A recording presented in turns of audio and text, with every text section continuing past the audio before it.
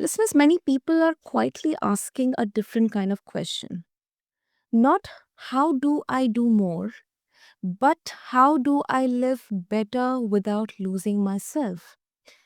Now, this year feels less about chasing and more about aligning, listeners. Less noise, more truth. And today's conversation is about what happens when inner healing finally meets outer purpose, and whether that harmony is something we create or we remember. Welcome back, everyone, to the Mindful Living podcast. I'm your host, Sana, and today's topic sits right at the intersection of struggle and meaning. Inner healing plus outer purpose equals harmony, or at least that is what many of us hope. Our guest today has lived this question deeply. For more than 4 decades, she struggled with obsessive eating and bulimia. Her healing was not quick, it was not linear. It required walking through what she now calls the 6 elements of the harmony method: awareness, commitment, mastery, service, leadership, and freedom. And listeners, let me tell you what I appreciate about her work is that it does not sell healing as perfection. It treats harmony as something deeply human, messy, but earned and lived. She's also the author of Harmony, the Frequency of True Success, and her work today focuses on helping people understand that success does not come from striving harder, but from aligning more honestly. So, listeners, meet my incredible guest, Robin Clare. Robin, welcome to the Mindful Living, and I'm really, really looking forward to this conversation. Thank you, Sana. I appreciate you having me on. And there was something that you said that just really resonated with me. You said, is this alignment of inner purpose and excuse me, inner healing and outer purpose, is it created or something we remember?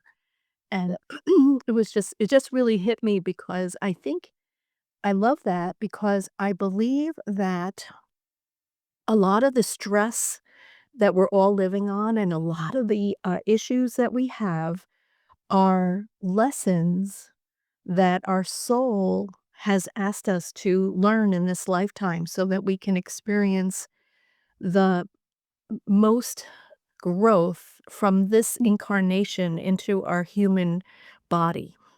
So obviously, I believe that we are a soul being having a human being experience. And when you said, is it something that we create or remember? I'm thinking, is this something that our soul wants us to remember? And is this what we're feeling when we come into this first level, the state of awareness? Is it something that our soul is asking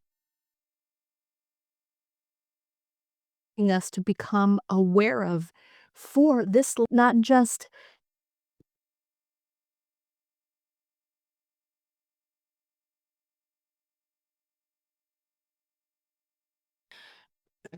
the highest, most profound level, we would say, is this what our is this something that our soul wants us to do? And I want to say to you that it's also not necessarily, oh, become a healer or a spiritual teacher. It could be create that picture you want to draw. Find, enhance your relationship with your parents. Move out of addiction into recovery like I did so that I could write these books. So if we look at my path, we would see that, yes, I had to do that, but it was all part of what my soul needed me to understand so that I could write these books and teach others. So my point there is that sometimes the soul lesson, s- you're like, okay, so what? Big deal? Or yes, oh my God, crazy big deal, right? But it comes down to understanding what's going on in your inner world so that you can live that on in your outer world. Absolutely, absolutely, Robin. Love that. I love that beginning to this exploration of the harmony of inner healing and outer purpose. And um, yeah, to begin with, the first let's talk about your harmony method because I really find it interesting.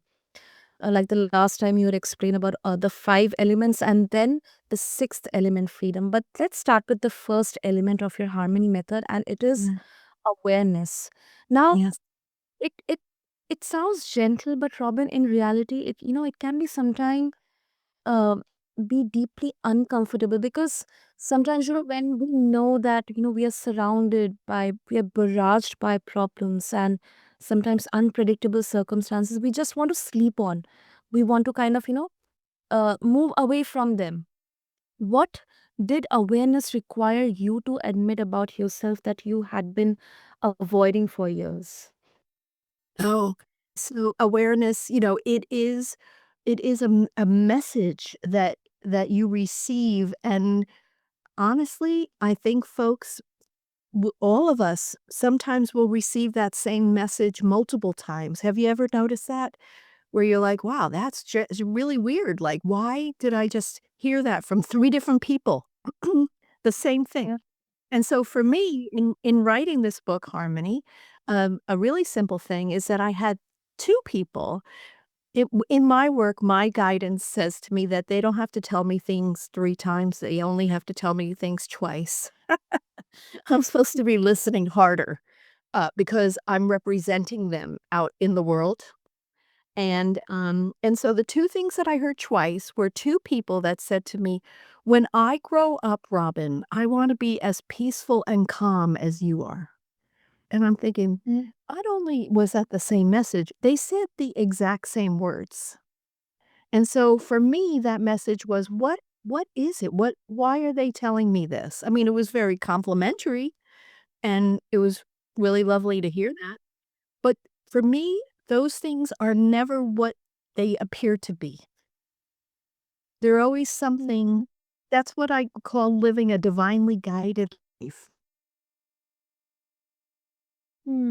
A quick pause for you listening listeners. If this conversation is already giving you language for what you feel inside, or if you feel it's helping you see your patterns with a little less shame, hit follow. All right, back to it.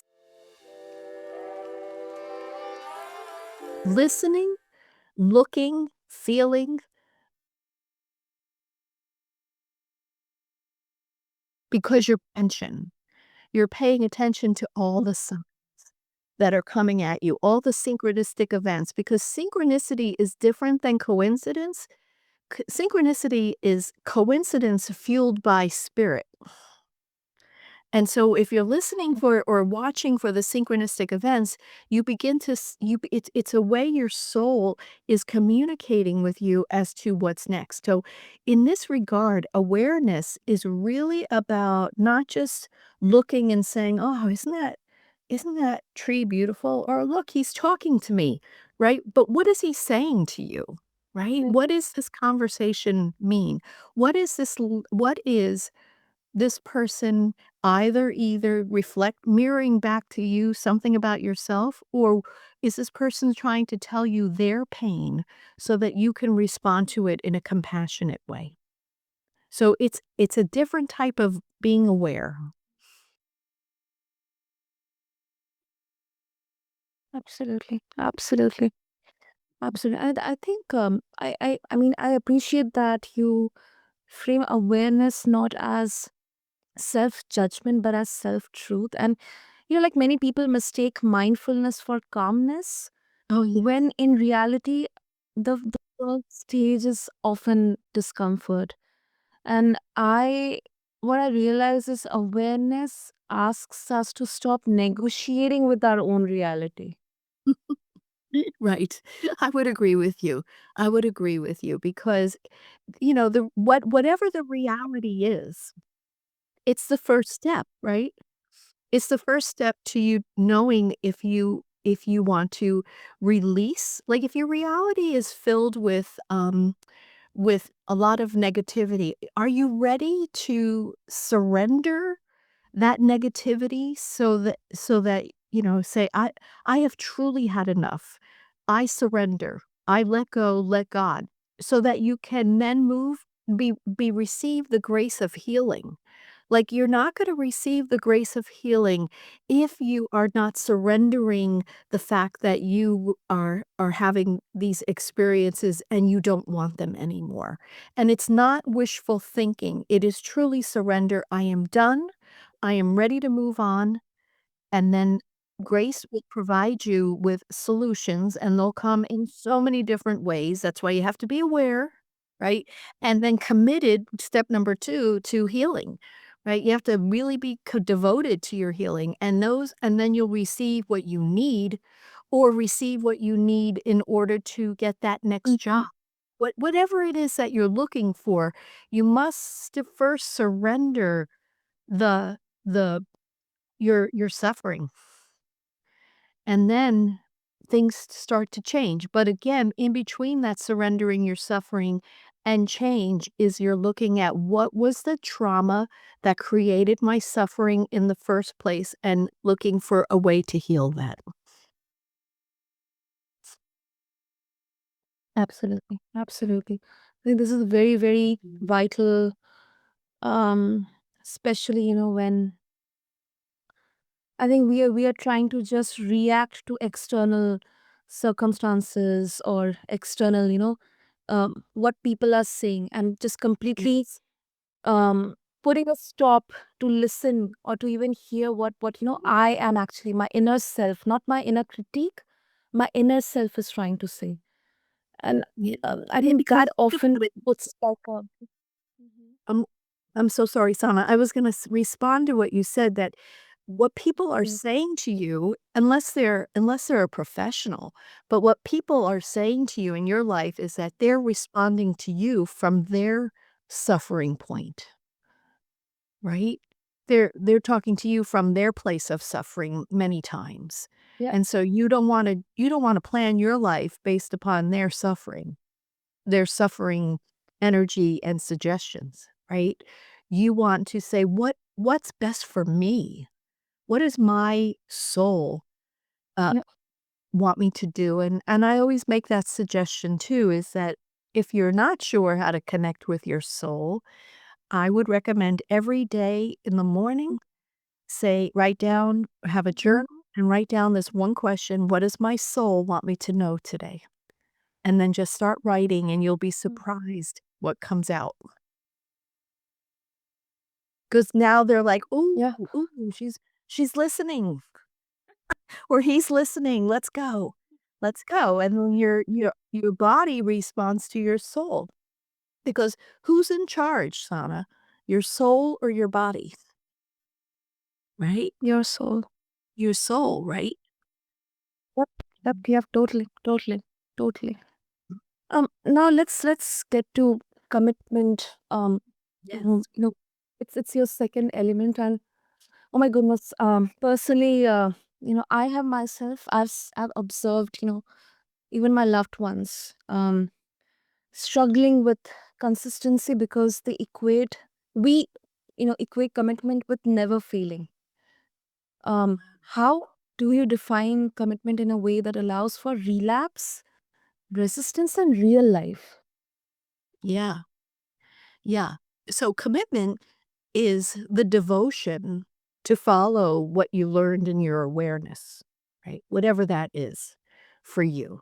So let's say, but in that commitment, we also are human beings.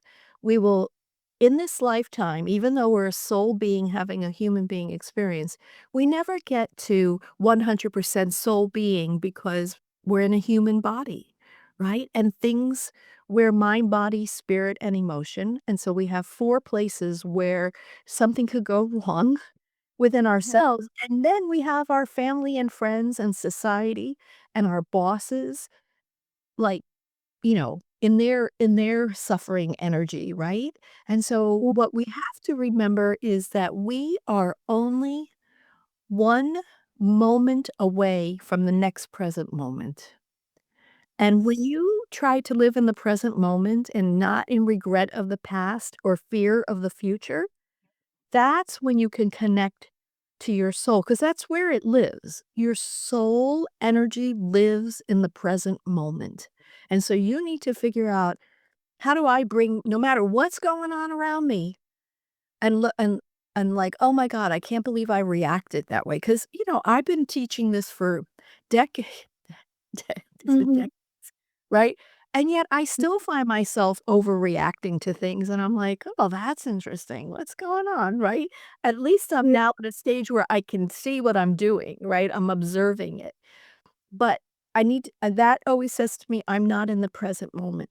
Because in the present moment, my reaction would have been, "Wow, it looks like you're upset. Is there something I can do to help?" Or, "I really am not available for you to speak to me that way. Please Exactly. reframe what you're saying to me in a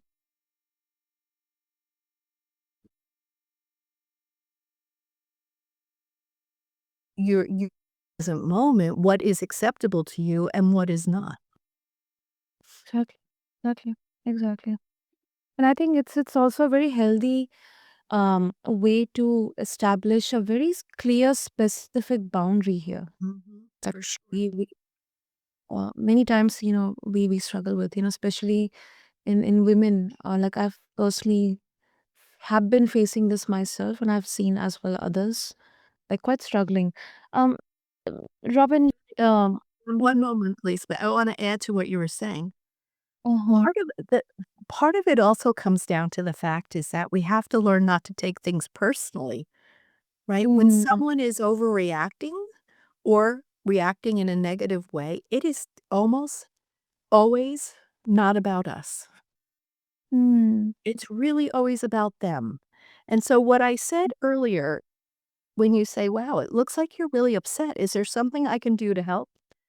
I know that when I have used that in my own relationship, my mhm. partner is like, it he stops, but then he's like, "Yes, actually,"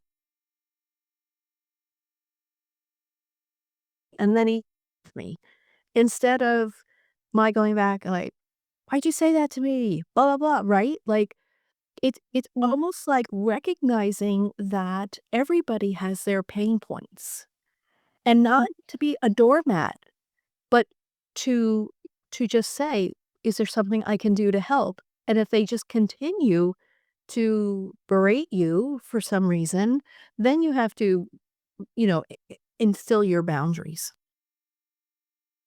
exactly. I agree with you. I agree with you, Robin. Um, Now I want to challenge this the idea of harmony a bit, Like some Yeah. critics say that focusing on harmony can make people passive or less driven and more into their comfort zone. Like comfort over contribution. How do you respond to this concern? Yeah. Yes, it's interesting that that's an objection, right, in itself, right? What did you say? Over contribution? Comfort over contribution. Yeah, there's nothing, comfortable about I mean, nothing truly comfortable. You're not looking, for things to be easy. You're looking to Mm, have ease in your life, right? And so the difference between easy and ease, we all know what easy is, right? And that's what people may think harmony is going for a state of easy, but it's really a state of ease where you're in alignment with your inner world and your outer purpose, right? So your inner world is saying, "This is who we are. This is how we're gonna be in the world. This is how we are when we're healed. This is what we want to accomplish. And now we're gonna go out into the world and try to accomplish that, right? To see if we can do that." So there's it's not comfort, it's alignment, right? It's freedom. It's the freedom to not struggle over what it is that I wanna do next. I know what I wanna do next, and it could be a series of small steps. It doesn't have to be a life purpose, wowie zowie, like, it can be, I want to create my next art project. And this yeah, is my commitment. Well, creating a art project is not easy, but if you could mhm. do it with ease, then you're going to be more creative. Mm. right? Or if you say, I really want to find a new job and you commit to doing that, then what happens when you start looking, but you're really committed to it? Guess what you start seeing? New job opportunities. If you're not committed to it, you're not going to see them. Absolutely. It's Absolutely. just, you're just going to sit there and complain that you hate your job. Exactly. Exactly. I think it also brings in clarity and accountability to yourself and to others also, but not at the cost of your own peace and ease.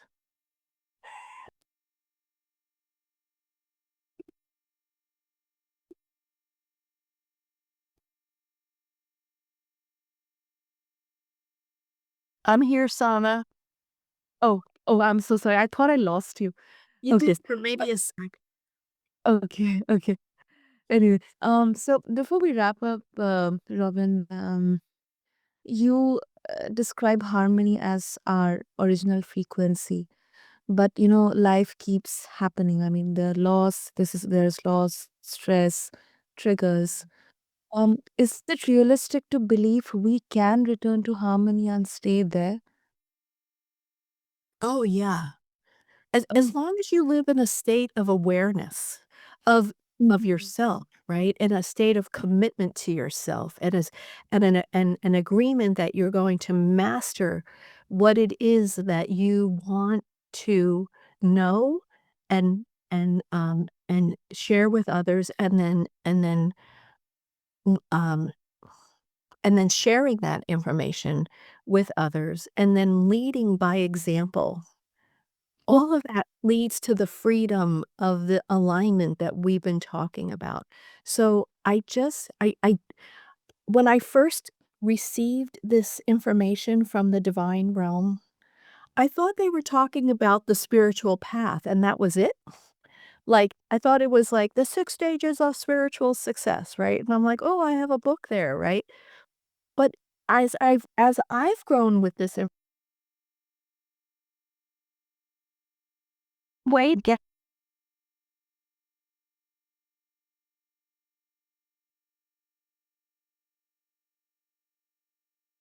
yours in a state of service and you're leading by example, and who you are on the inside is who you are on the outside.